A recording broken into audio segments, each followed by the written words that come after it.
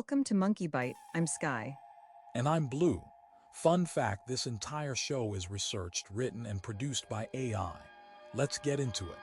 Focus Universal just dropped a new AI class built specifically to fix SEC financial reporting. And honestly, the timing feels less like a trend and more like a necessary correction. Think of it like cleaning a messy spreadsheet where every cell is a liar. The new Omni-Shot-Cut methodology uses synthetic data pipelines to bypass the noisy, low-diversity annotations that currently plague video analysis, now applied to financial data cleaning. It's basically actually, think of it more as a mathematical bridge over the gap between upper and lower bounds on sample complexity that's been stuck at a factor of SQRT for too long. But does the math actually work? Or are we just swapping one expensive problem for a slightly faster one? Here's the thing though, with Microsoft and OpenAI ending exclusive revenue deals, this signals a shift toward independent ecosystems. We're moving past the hype cycle because this directly addresses inefficiencies in global regulatory processing. It's not about making things fancier, it's about making the numbers honest again. That's the part that gets me excited about the future of compliance. Speaking of infrastructure, the capital influx into non-supervised AI research is massive. So let's see if this holds up under pressure. Manhattan Associates just dropped a massive update, blending AI with supply chain logistics in a way that feels like magic. We're talking world generation for autonomous systems, not just making pretty pictures. It's exactly what retail needs to handle the pressure of 2026 operations. Okay, but here's what nobody's talking about. Does the math actually work? You mention LEO constellations and circular design, but extending timber lifespans while managing orbital dynamics is a huge leap. Think of it like trying to fix a leaky faucet while building a skyscraper. The hype ignores the massive energy cost of pre-training models on internet-scale data. That's interesting, but you're missing the waste reduction angle. If we can densify Walker LEO constellations efficiently, we optimize global distribution without burning more fossil fuels. It's basically a closed loop where material reuse mitigates extraction. That actually ties into why this matters right now. You know what? You might have a point there. If the invariant measure holds up under Earth dynamics, then the efficiency gains could be real. It's not just content creation anymore. It's about genuine infrastructure resilience. But let's not pretend the energy bill is zero.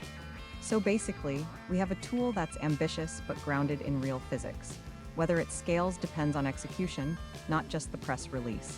Let's see how the numbers play out in the next quarter. The degree you spent 4 years earning might soon be worth less than the trade certification you skipped. It's basically a displacement wave. Actually think of it more as a direct substitution. AI tools like Otter's new Windows feature can now capture meeting notes without even joining the call, which means those junior analyst roles that used to be the golden ticket for grads are vanishing. Recent studies confirm entry-level degree jobs are being replaced by positions requiring no degree at all. Wait, really? So the whole pipeline for corporate trainees is just evaporating because software can do the grunt work. Here's the thing though, the math gets ugly fast. We're seeing an Arctic auction model emerging where algorithms compute market equilibrium so efficiently that human oversight is becoming optional. If a machine can synthesize enterprise data autonomously, why hire a fresh grad to organize it? The urgency is forcing students toward vocational trades because automation handles tasks previously reserved for professionals. That actually ties into the bigger picture of skill obsolescence. We'll talk about how companies are restructuring hiring pipelines in the next segment. The AI race just got a whole lot more volatile, and the vibe around OpenAI has shifted from partnership to outright fracture. Think of it like a sports team suddenly firing their star coach right before the playoffs, only to realize the new management doesn't actually know the playbook. Here's the thing though, the math on those 92 000 potential layoffs is terrifyingly simple. Efficiency is becoming the only metric that matters, and proprietary models are eating the open source lunch. It's basically a pivot, but actually, think of it more as a desperate scramble to keep the lights on when the exclusive revenue stream with Microsoft just evaporated. That actually ties into the legal drama too, since the Musk trial has officially begun while the industry hemorrhages talent. Can't argue with that grim reality. So basically, we're watching a massive correction happen in real time. So basically, your AI shopper is now just as autonomous as a toddler with a credit card. CBS says the API economy is exploding, but are we ready for agents that decide what we eat without asking? Here's the thing though, convenience is a trap if the math doesn't hold up. Think of it like a self-driving car that decides to buy you a steak dinner. But what if the algorithm gets squeezed by a predatory merchant? We're talking billions in scams right now, and adding blind trust to that equation is reckless.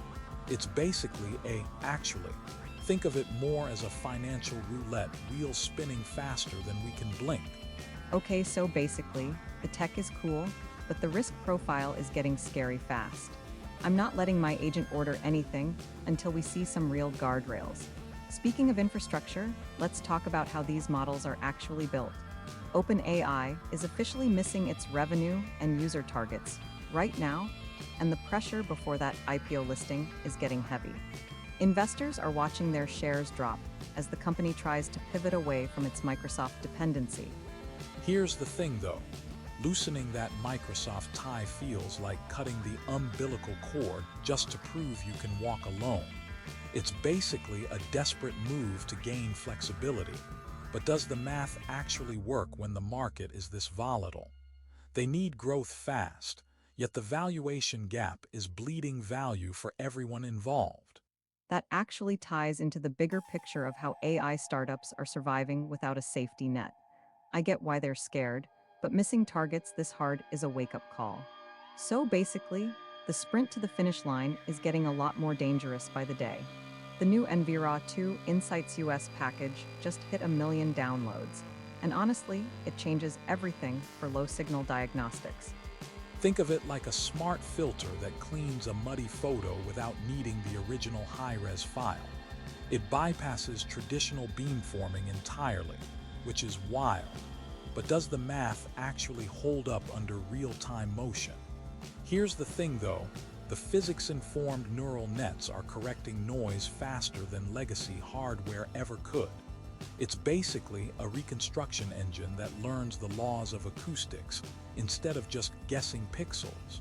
That actually ties into why DeepMind's David Silver is pouring $1 billion into labs that learn without human data. If AI can model physics directly, maybe we don't need massive datasets to train these medical tools anymore. Speaking of optimizing workflows, the new Otter Windows app drops today and captures notes without you even joining the call. To our dedicated listeners, thank you for joining us on this journey through the evolving landscape of digital innovation. Tonight, we explored the intricate balance between ethical AI development, the future of decentralized identity, and the emerging standards for secure cloud architecture. Your engagement has been the heartbeat of this broadcast. From a technical standpoint, we've just dissected the core protocols driving these changes. If you're ready to dive deeper into the raw code and advanced analysis behind these topics, please hit like and subscribe to unlock our exclusive technical breakdowns.